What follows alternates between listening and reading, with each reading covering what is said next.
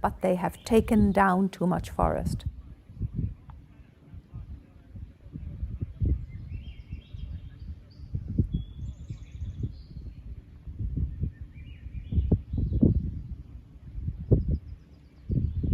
And I think our politicians should have kept an eye on that.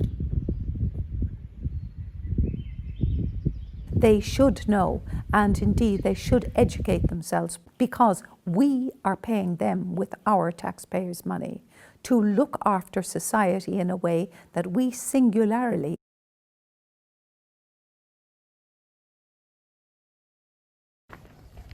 we look after ourselves, but the society as a whole, we can't do it. So we've taken down too much forest all over the planet.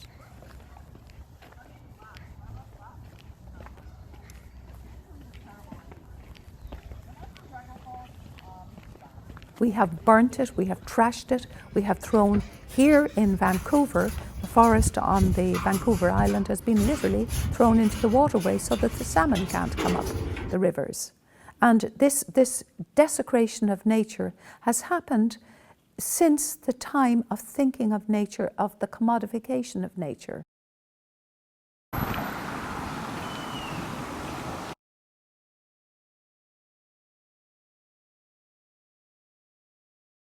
Nature does not have a money value. You look into the eyes of a young child, put $1 on that. You can't. Look into the eyes of somebody you love and put $1 on that. You can't. So I look to you and I think, put $1 value on your mother. No, you can't do it. She's beyond money. She's precious. Every single one of us has got a mother. They're precious, and a father. They're absolute, and our friends. So a tree is our friend, a forest is our friend. 10 years or 15 years with the cloud chamber experiments, we have understood that the forest is connected to the oceans. We have understood that the forest is connected to the atmosphere. There is actually a bump in the atmosphere.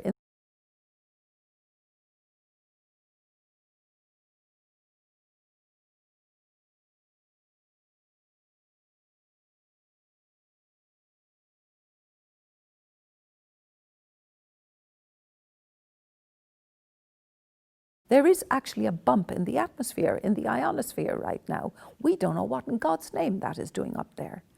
So we do know that the forests are collected even into our lungs.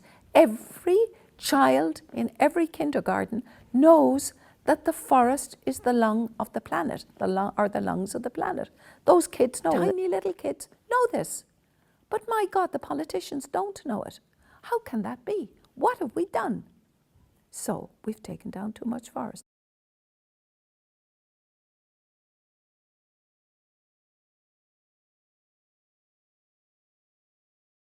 Get them to stop cutting.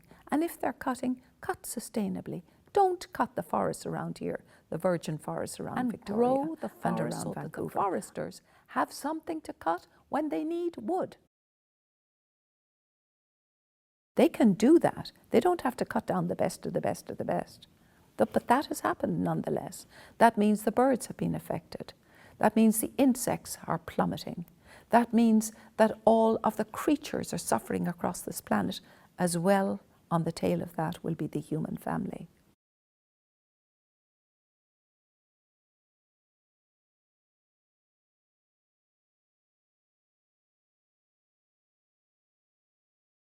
So the answers to climate change are the following.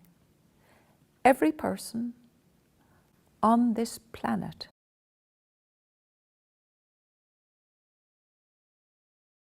plant 1 tree per person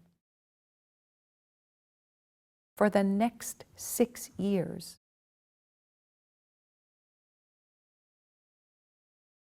A lot of people are planting more. You plant them and the tree is able to do something extraordinary. Sunlight has a short hop dance on the surface of each leaf on planet Earth. It dances on the chloroplast, changes the structure of the valency within the chloroplast. That chloroplast can grab that unit of energy from the electron and change its forma just like a miracle, really, and crack the carbon off the carbon dioxide, liberate oxygen into the air, and it pumps carbon into the body of the tree, all invisibly, all done invisibly. So you could say quite comfortably that the trees and the forests farm the sun. They are the great farmers of the sun. They drink the sun into their green bodies, and they pull the carbon into their skeletons, and that is called carbon banking. And that carbon banking has now, by cutting all the trees, burning all the forests, burning the Amazon, burning, don't forget the Congo, 3 times the size of Ireland. Nobody's talking about that. And the greedy guts are now going up into the boreal, and they want to take the boreal down. It's the last standing forest in the world.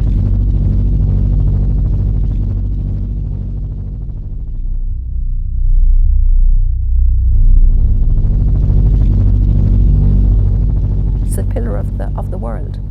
So the carbon in those trees has been banked for 400 million years, has been banked.